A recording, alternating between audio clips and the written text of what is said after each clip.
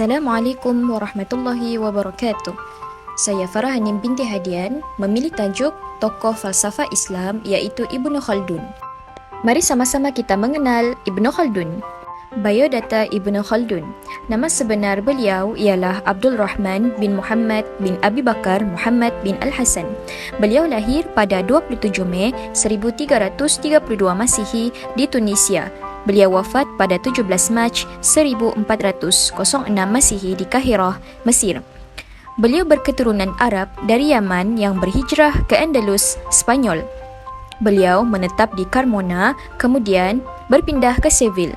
Beliau merupakan antara keluarga terpenting di Seville. Beliau juga merupakan seorang tokoh sejarawan dan pemikir Islam berkaitan ilmu sosiologi, politik, ekonomi dan pendidikan yang terkenal. Seterusnya, marilah kita telusuri riwayat hidup Ibnu Khaldun. Pada tahun 1349 Masihi, ayah dan beberapa orang guru beliau telah meninggal dunia. Ini menyebabkan beliau berhijrah ke Maroko. Seterusnya, pada tahun 1363 Masihi, beliau telah menjadi Duta Raja Moor di Granada kepada Perdu Kejam Castile, The Cruel of Castile, sewaktu pemerintahan Tunisia dan Maroko. Pada tahun 1375 Masihi pula, beliau telah dihalau dari Granada disebabkan sejarah politik beliau yang lepas. Lalu, beliau pun kembali ke Algeria dan menghabiskan masa beliau 4 tahun menulis mukaddimah. Pada tahun 1382 Masihi pula, beliau berhijrah ke Mesir dan menghabiskan riwayatnya sebagai guru dan pensyarah di Universiti Al-Azhar dan beberapa universiti lain. Beliau juga pernah dilantik sebagai hakim diraja oleh Sultan Abdul Abbas, iaitu pemerintah Kahirah. Yang terakhir iaitu pada tahun 1387 Masihi, beliau akhirnya sempat mengerjakan haji sebelum meninggal dunia. Kita beralih pula kepada pendidikan Ibnu Khaldun. Ibnu Khaldun telah mempelajari bahasa Arab daripada ayah beliau dan juga 3 orang guru beliau, iaitu Muhammad bin Abdul Muhaimin Al-Hadrami, Muhammad bin Syawashi Al-Zarzali dan Muhammad bin Sa'ad Ba'il Al-Ansari. Beliau juga mempelajari ilmu mantik, falsafah, sains dan matematik daripada Muhammad bin Ibrahim Al-Abili. Seterusnya, beliau menuntut ilmu di Fez dengan Ahmad bin Al-Qassar dan Lisanuddin bin Al-Khatib. Terdapat beberapa pemikiran Ibnu Khaldun dalam bidang ekonomi, sosial dan juga sejarah. Dalam bidang ekonomi, Ibnu Khaldun telah memperkenalkan teori manusia dan ekonomi berdasarkan prinsip-prinsip dan falsafah Islam, menganggap manusia sebagai manusia Islam iaitu Homo Islamicus yang memerlukan pengetahuan ekonomi untuk penuhi misi di dunia.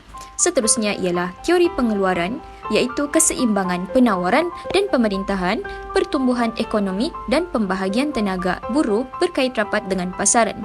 Seterusnya, teori nilai, wang dan harga. Beliau memperkenalkan nilai sesuatu barangan bergantung kepada nilai buruh yang terlibat dalam proses pengeluaran. Seterusnya adalah teori pengagihan. Ibnu Khaldun membahagikan ekonomi kepada 3 sektor, iaitu pengeluaran, pertukaran dan perkhidmatan awam. Harga barangan pula kepada 3 elemen, iaitu gaji, untung dan cukai. Manakala teori sistem pasaran pula, iaitu sistem pasaran bebas. Perlu campur tangan kerajaan dalam ekonomi dan kawal pasaran cegah penipuan.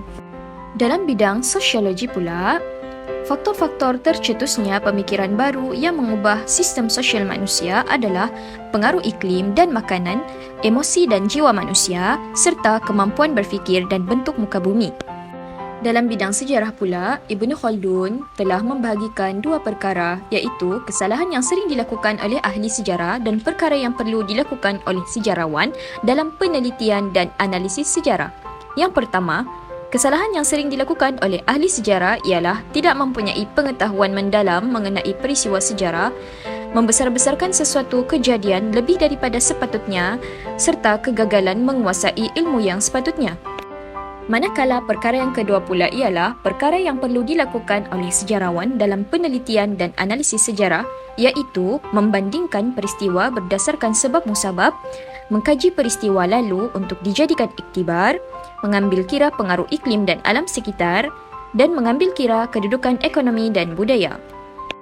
Seterusnya, marilah kita mengetahui sumbangan-sumbangan Ibnu Khaldun. Dalam bidang ilmu dan pemikiran Islam, beliau telah menganalisis aspek kemasyarakatan, ekonomi, politik dan pendidikan dalam karyanya. Beliau memberi idea dan panduan terbaik tentang asas pembinaan tamadun. Beliau adalah pelopor kepada pemikiran moden dan pemikiran beliau menjadi bahan rujukan dan kajian.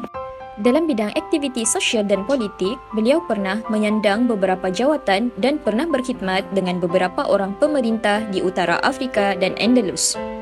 Beliau juga pernah menyandang jawatan yang penting seperti Setiausaha Negara di Istana Abdul Ishaq bin Abi Yahya, iaitu anggota Majlis Ilmiah, anggota Jabatan Setiausaha Sulit, Perdana Menteri dan Ketua Hakim.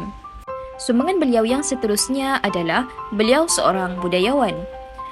Beliau merupakan penggiat budaya dan kesusasteraan Arab. Pengajian kesusasteraannya dengan Syekh Muhammad Bahr di Tunisia dimanfaatkan untuk menajamkan kemahiran dalam bersyair. Beliau juga banyak menghasilkan syair sejak kecil dalam kitab beliau iaitu Muqaddimah. Sebenarnya banyak lagi sumbangan-sumbangan Ibnu Khaldun yang perlu kita ketahui dan kita hayati. Semua pasti tahu bukan apa dia karya teragung yang dikarang oleh Ibnu Khaldun? Pastinya, ia dikenali sebagai Kitab Al-Ibar yang membahaskan secara terperinci tentang sejarah dan persejarahan yang mengandungi 6 bab. Kitab Al-Ibar dikenali juga sebagai Muqaddimah. Karya ini merupakan percubaan awal ahli sejarah untuk memahami pola perubahan kepada organisasi politik dan sosial manusia. Jadi, jelaslah bahawa Muqaddimah ialah sumbangan yang agung dalam bidang persejarahan.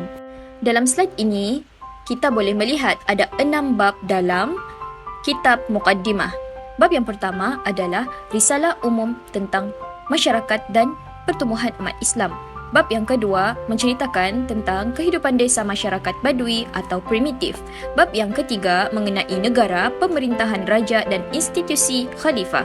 Bab yang keempat menceritakan tentang perkembangan kota-kota dan negeri-negeri serta cara membezakan antara satu kota dengan kota yang lain. Dalam bab yang kelima menceritakan tentang ekonomi penduduk sesuatu tempat. Yang terakhir adalah bab 6 iaitu cara mempelajari ilmu pengetahuan dan pendidikan. Sumbangan Ibnu Khaldun jelas sangat memberi kesan yang mendalam kepada kehidupan masa kini. Dalam bidang ekonomi, Ibnu Khaldun adalah penggerak dan pencetus idea pembangunan ekonomi sebelum Barat. Teori ekonomi moden beliau diterima secara global, iaitu segar, logik dan relevan. Dianalisis oleh tokoh barat Karl Marx dan Adam Smith. Dalam bidang pendidikan, KBKK iaitu kemahiran berfikir secara kritis dan kreatif digunakan dalam pendidikan formal. Seterusnya adalah pengajian Al-Quran dari peringkat awal serta pendidikan psikologi diterapkan dalam kehidupan. Kesan dari segi sejarah pula ialah ianya membuka idea baru yang moden serta tidak konservatif kepada sejarawan dalam pengkajian sejarah. Kesimpulannya, jelaslah bahawa Ibnu Khaldun merupakan tokoh Islam yang sangat disanjung tinggi oleh umat Islam dan ilmuwan barat yang lain kerana pemikirannya yang kritis dan pengeluaran teori-teorinya yang kontemporeri dalam pelbagai bidang. Itu sahaja pembentangan daripada saya tentang Ibnu Khaldun. Sekian dan terima kasih. Assalamualaikum warahmatullahi wabarakatuh.